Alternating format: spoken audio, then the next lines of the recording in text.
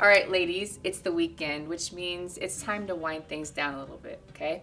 So I have 11 different yoga poses that are great for beginners. So if you've never done yoga before, this is a great workout for you. Even if you're an advanced yogi, this is a great yoga for you. So I want you to be able to just follow your breath and don't do anything that doesn't feel comfortable for your own body. Yoga is about staying within your own practice. It's about flexibility, finding strength, and finding balance, okay? So let's go ahead and start. We're gonna start in mountain pose, also known as Tadasana. So you're gonna bring your arms all the way up, palms face each other, and you're gonna hold here for about 5 breaths. And then you're gonna take it down. You're gonna step it back into your downward facing dog. Downward facing dog. So in your downward dog, your heels are reaching towards the ground. Fingers are spread. Relax your shoulders. Hold here for about 5 breaths. And then you're gonna go ahead and step right leg forward. You're gonna come into warrior 2. Warrior 2. Relax the shoulders. Arms are spread. Fingers are spread. Palms are facing the ground. Deeply bending that front leg. My back foot is anchored to the ground. Toes are turned in slightly. Once I've done about 5 breaths here, then I can go ahead and take it to the opposite side for about another 5 breaths or so.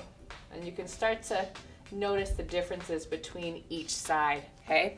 Once I've made it through both sides of my warrior, then I'm gonna go ahead and come into my tree pose. So bring your knee into your chest, open it out to the side, and draw your heel towards your inner thigh. Stand nice and tall in your tree pose. Relax your shoulders. Really engage that standing leg as it fights to stay balanced. If this is really easy for you, then you can always close your eyes and see where that takes you. If this is a really big challenge for you, then you can just go ahead and maybe even hold that foot in place until you develop those inner thigh muscles that are gonna help you maintain your balance. But you're gonna be here for about 5 breaths, okay? Next, we're gonna go ahead and take it all the way to the ground, lying on your back. You're gonna come into bridge. So my feet are flat. I wanna make sure that I can graze my heels with my fingers. And on your next inhale, I'm gonna lift my hips off of the ground and start to wiggle my shoulder blades together, interlacing my fingers together underneath my hips, my palms pressing together, and my gaze up towards the ceiling. And I'm gonna hold here for about 5 breaths or so.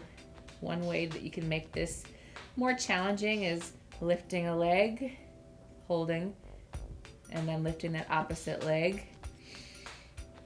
And then you're just gonna go ahead and release your hands from underneath and then release your lower back to the ground.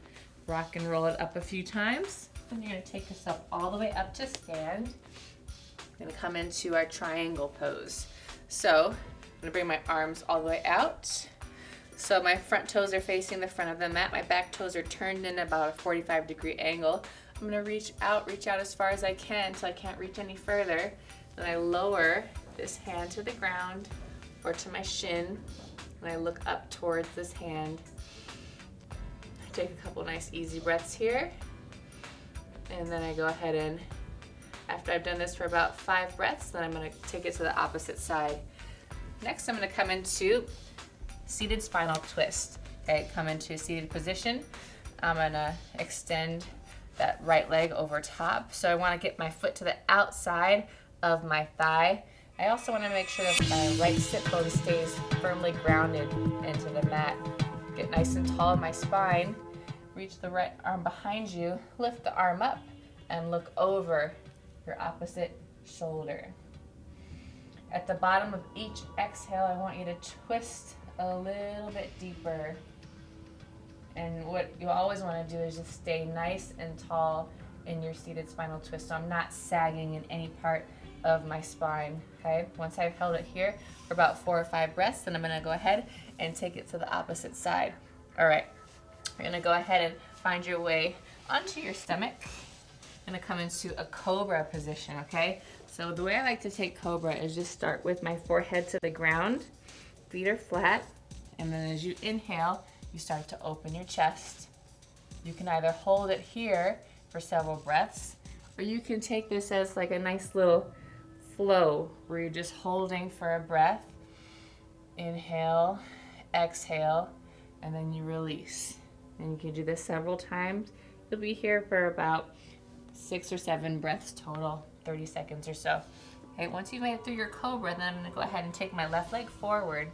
I'm gonna heel toe my foot over to the side and start to find my way into pigeon. Now your pigeon pose is great for your piriformis, so all those little muscles in your hips and your glute that hold that hip socket together, especially if you have a lot of tightness or soreness in your hips. So what I want you to do is start to open up that chest, work that right hip down, and then start to walk your hands forward as you lower your head towards the ground. Now, if this is a little too intense for you and you can't really get into this particular pose, you can always slide a block underneath your hip. That'll help elevate that hip a little bit. Or what you can also do is come into just seated reclining pigeon. So you just bring that foot across, keep that foot flexed up to help protect your knee, and you have a really similar effect without putting any extra tension on your joints, okay? So that's an option, a way to modify in case. All right, now I have those poses for beginners, but it's always great to challenge yourself and take it to the next level. That's part of what any training activity is about, right? So you wanna make sure that you're challenging yourself in whatever you're doing. So yoga has those challenges too. So this next pose is called crow. It's a little bit more advanced, but for those beginners who are interested in trying it, what you're gonna do is you're gonna keep your hands nice and flat to the ground. You're gonna come to the ball of your both feet and come into a squatted position. And I'm gonna just slowly start to shift the weight into one foot, and then I'm gonna slowly shift the weight into the other foot. And as I get comfortable and I feel like I can actually take the weight into both of my hands, so my shoulders are way past my wrist, then I'm gonna lift both feet off of the ground and sit up to fly like a crow, okay?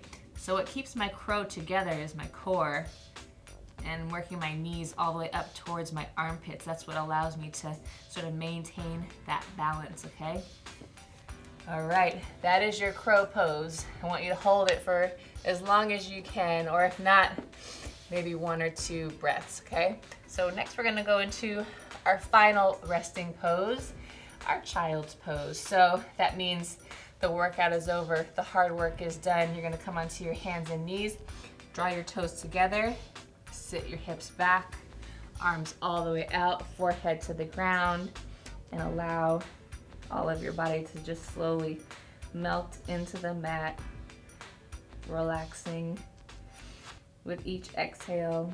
You're gonna be here for about 5 breaths, and that'll allow you to think about all the hard work that you've just done, especially since you've just done your first beginner yoga workout. So hope to see you guys next week. Thanks for tuning in.